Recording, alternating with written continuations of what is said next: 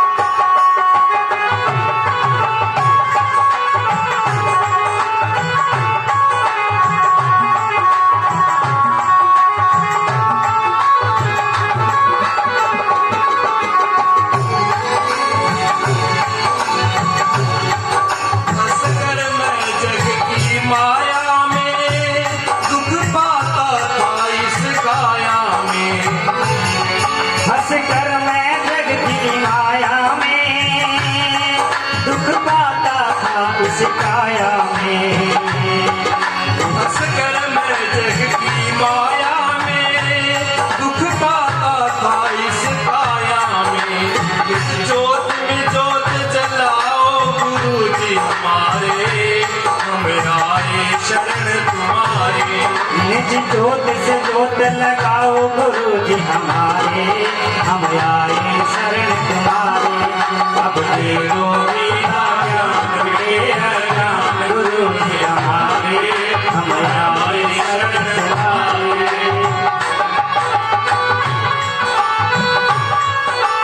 जय हो।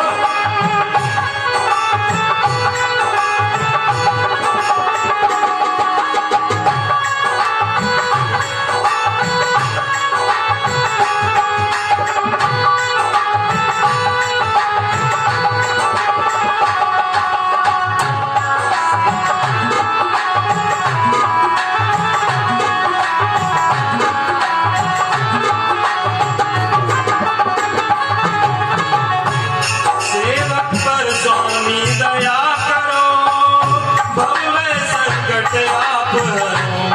सेवक पर स्वामी दया करो, भव भय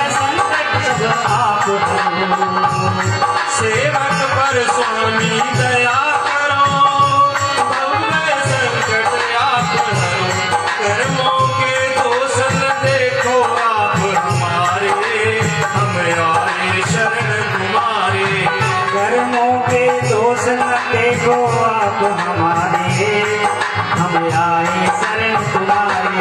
अब दे दो मीरा ज्ञान मिटे अज्ञान गुरु जी हमारे, हम आए शरण तुम्हारे। अब दे दो गीता ज्ञान गुरु जी हमारे, हम आए शरण तुम्हारे।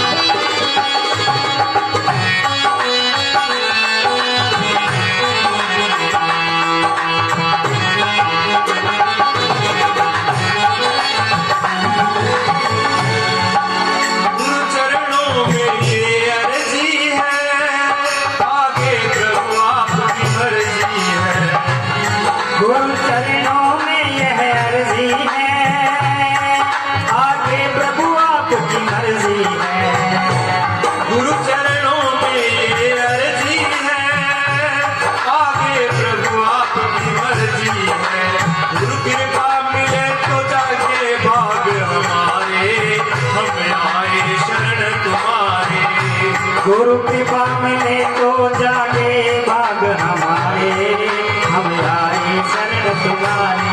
अब दे दो मीरा ज्ञान मिटे अज्ञान गुरु जी हमारे, हम आए शरण तुम्हारे। अब दे दो गीता ज्ञान मिले अज्ञान गुरु जी हमारे, हम आए शरण तुम्हारे। हम आए शरण तुम्हारे, हम आए शरण तुम्हारे। बोलिए सतगुरुदेव भगवान की जय हो। प्रभु की कृपा जो है सबसे बड़ी पहली कृपा परमात्मा की होती है। परमात्मा की क्या कृपा होती है कि जो हमको ये चोला मिला हुआ है, ये हमने बहुत बड़े कोई पुण्य नहीं किए, बहुत बड़ा कोई दान नहीं किया, बहुत बड़ा कोई भजन नहीं किया, बहुत बड़ी कोई सेवा नहीं की, जिसके फल स्वरूप ये मानव जन्म मिला है।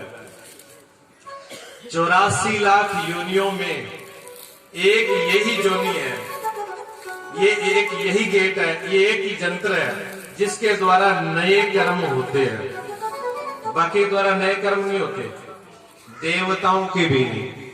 भूत प्रेत पशु पक्षी पेड़ पौधों की बात छोड़ो, कीड़े कीड़े जिनको आप देवता कहते हो ना, जिनको पूजते हो, वो भी नवीन कर्म नहीं कर सकते। ये शास्त्रों में गीता उठा के देख लो और शास्त्र उठा के देख लो, वेद उठा के देख लो, सब में इनका प्रमाण मिलेगा। बिना प्रमाणित एक भी बात नहीं है। आप जो भोग प्रदान करते हो देवताओं को, उसी से देवताओं को भोजन मिलता है, खुराक मिलती है। अगर आप नहीं दोगे तो देवता भूखे रह जाएंगे, और देवता भूखे रह गए, उनकी शक्ति छीन हो जाएगी तो वो नष्ट हो जाएंगे। अगर देव शक्ति नष्ट होगी तो फिर सारी सृष्टि ही का ही उसके ऊपर प्रभाव पड़ेगा, कोई सृष्टि नहीं चलेगी। इसलिए जब देवताओं और राक्षसों के बीच में जब युद्ध चलता था, संघर्ष चलता था, तो रावण बहुत नीतिवान था, चारों वेदों का ज्ञाता था, कवि भी था और राजा भी था और बड़ा कूटनीति वाला था। उसने कहा ये कब तक झंझट चलेगा, देव राक्षस संग्राम, देव राक्षस संग्राम, ये देव असुर संग्राम ये बंद होता ही नहीं है, इसकी जड़ खत्म करो। इसकी जड़ खत्म करने के लिए क्या करना पड़ेगा? रावण इस बात को अच्छी तरह से जानता था, इसलिए उन्होंने कहा यज्ञ बंद करो, पूजा पाठ बंद करो, गौ सेवा बंद करो। ये गौ सेवा बंद हो, ये यज्ञ बंद हो, ये पूजा पाठ बंद हो। क्यों? इनके द्वारा देवों को शक्ति मिलती है, और देवों को शक्ति मिलती है, ये पुष्ट हो जाते हैं। तो उसने सब जगह अपने राक्षसों को फैला दिया। कोई ऋषि मुनि महात्मा ब्राह्मण कोई यज्ञ नहीं कर सकते थे। विश्व मित्र जैसे तपस्वी एक बार आंख उठा के देख ले, भस्म कर दे हजारों करोड़ों संख्या की सेना को, वो भी यज्ञ नहीं कर पाए। क्यों? कि यज्ञ करते तो राक्षस आके उनमें बिगड़ पैदा करते, मदिरा डाल देते, मांस डाल देते, तो वो यज्ञ नष्ट हो जाता। अगर उनसे युद्ध करते, विश्वामित्र अपनी तपस्या का प्रयोग करके और गुस्सा ले आते, तो वो गुस्सा क्रोध से क्या होता है कि यज्ञ नष्ट हो जाता है, इसलिए गुस्सा कर नहीं सकते थे। तो इंतजार किसका किया? स्वयं नारायण का इंतजार किया। जब राम जी ने अवतार ले लिया दशरथ जी के यहाँ पर, तब विश्वामित्र जी जाते हैं दशरथ जी पास और क्या मांगते हैं? किसको मांगने के लिए जाते हैं? राम जी को।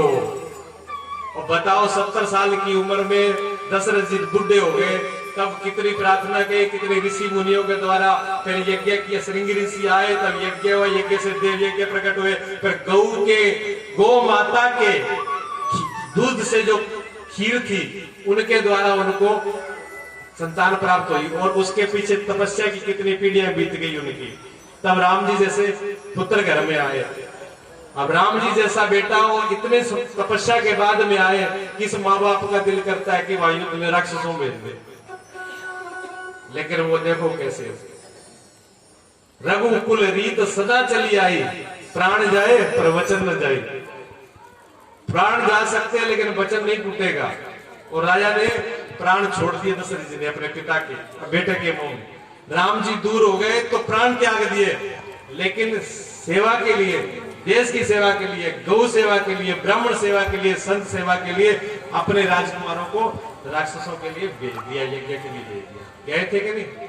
सुना ना रावण, देखिए सबने। ऐसे आप तब ऐसी माता और पिता हुए, तो आज क्या कमी है? आज कमी है, किस बात की कमी है? एक ही पैदा करना है जी, और वो भी निकम्मो, किसी काम का नहीं। वो माँ बाप की नहीं सुनता और वो क्या सुनेगा? उनकी शिकायत तो माताएं हमारे पास लिए, गुरु जी ने समझा दो, वो केड़ो कौन मांगना है, पढ़ा कौन? बताओ गुरु जी क्या करे उसमें? गुरु जी वाला तो सारा सिस्टम ही खत्म कर दिया। क्यों? शुरुआत हमारे यहाँ पर ये हिंदू संस्कृति है। हमारे यहाँ पर जो हिंदू संस्कृति है वो बड़ी मजबूत, ऐसी कोई संस्कृति नहीं है।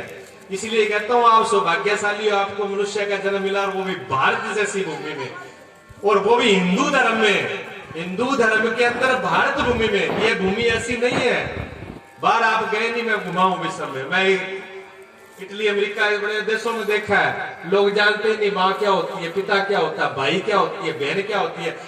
बस बच्चे पैदा हो गए, होटल में डाल दिए, उनको पता ही नहीं मेरे माँ बाप कौन और बहन क्या हो। बहन भाई शादी करा लेते हैं। अब बहन उनको क्यों? उनको पता ही नहीं है। एक स्कूल में पढ़े, एक होटल में रहे, उनको ये पता ही नहीं कि मेरा भाई कौन है, बहन कौन। कोई संस्कृति नहीं, कोई नियम नहीं, कोई मर्यादा नहीं है, कोई कुछ नहीं है, जानते ही नहीं वो लोग। और खाने पीने का कोई पता नहीं है। और मैं अंग्रेज में बुरी बुरी देखा है ना, मैं दिखने में बुरी बुरी दिखा है। करने बैठे रोटी को भाई, रोटी नहीं खा सकते आप। कभी कोई अंग्रेज नहीं आ जाए ना, ऐसे पास में बैठ के आप रोटी खा के दिखा देना। मैं तो गया हूं ना, मुझे पता है, एक महीने दो महीने नाती नहीं है। और बाप रे, एक और सबसे बड़ी बात बता, तू है तो वैसी, लेकिन कुछ बातें ऐसी है। मैं तो गया हूं ना, तब मालूम पड़ा मुझे। तो मैं तो क्या, ये भगवान कहाँ आगे गवाई चक्कर में। हालांकि हमने अपनी व्यवस्था रखी, हमने अपने नियम रखे, कोई नहीं, मैं कुएं में जी पानी को रखा है। अभी ऐसे ऐसी उनकी संस्कृति है। आप क्या, छोटा सा बच्चा भी हाथ नहीं धोए ना, माता घर में नहीं बढ़ने देती, हाथ मुंह धो करके अच्छे से फिर अंदर आ। कितनी पवित्रता है, कितनी सफाई है। जो हाथ मुंह नहीं धो सकते, बाथरूम लेटरिन के हाथ नहीं धो सकते, उनकी क्या पवित्रता होगी? कौन सा उनके हाथ से भूख लगेगा? कौन से भगवान को? वो जानते ही नहीं है।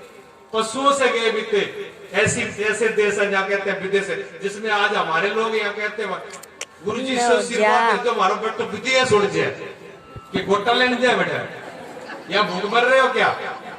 भारत में कौन सी चीज है जो नहीं मिल रही भाई? ऐसी भूमि है जहां पर हीरे ज्वारात से लेकर के जल, इराक कुवैत में तो सिर्फ तेल ही तेल होता है, पीने का पानी नहीं है। हमारे यहाँ पर 56 प्रकार का पानी है, गंगा जैसी नदी नहीं है, वो गंगा जल नहीं है, अमृत है, उनको अमृत कहते हैं। जो आप बोतल में भर के लाते हो, सालों पड़ा रहता है, कीड़े नहीं पड़ते, क्या उसका कोई मुकाबला है? गौ माता का दूध अमृत है। देखो, अब गौ माता का दूध तो पिलाते नहीं बच्चों को, क्या पिलाते हो? भैंस का दूध। अब भैंस का दूध पिलाओगे जिन बच्चों को, फिर वे कहनो किया मान लेगा, भैंस कहनो माने, भैंस कहना नहीं मानती। जब भैंस ही कहना नहीं मानती तो जो भैंस का दूध पिएगा वो कैसे मानेंगे? मानो थे भी को नहीं, मऊ वही पिया तो बेटो तो पिएगा, फिर मऊ कम को नहीं, मऊ को भी कोई चाहिए। फिर मऊ के गुरु जी के गोटा दुख है, मोटा दुख है, इलाज करो और पी लो भैंस को दूध। गोटा तो दुख है, भैंस में बादी होती है ज्यादा, चर्बी ज्यादा होती है, हार्ट का, बीपी का, जो जितने रोग हो रहे हैं उनका कारण ही वही है, जर्सी गाय और भैंस। आपका खान पान जब से बिगड़ा है तब से ये बीमारी बिगड़ी है। परमात्मा ने तो बहुत सुंदर यंत्र दिया, मानव शरीर दिया, लेकिन बिगाड़ा किसने? हम ही ने तो बिगाड़ा ना। हमने सबसे पहले जो रोग हुए, उन रोगों में क्या किया है? हमारा खान पान खराब हुआ है जी। हमने खाना पीना सब सिस्टम बदल दिया, टाइम से नहीं खाना, टाइम से नहीं सोना। एक ये यार मोबाइल है, देखो बुरी तो कोई चीज नहीं होती, विज्ञान ने बनाया, मैं उसकी बुराई नहीं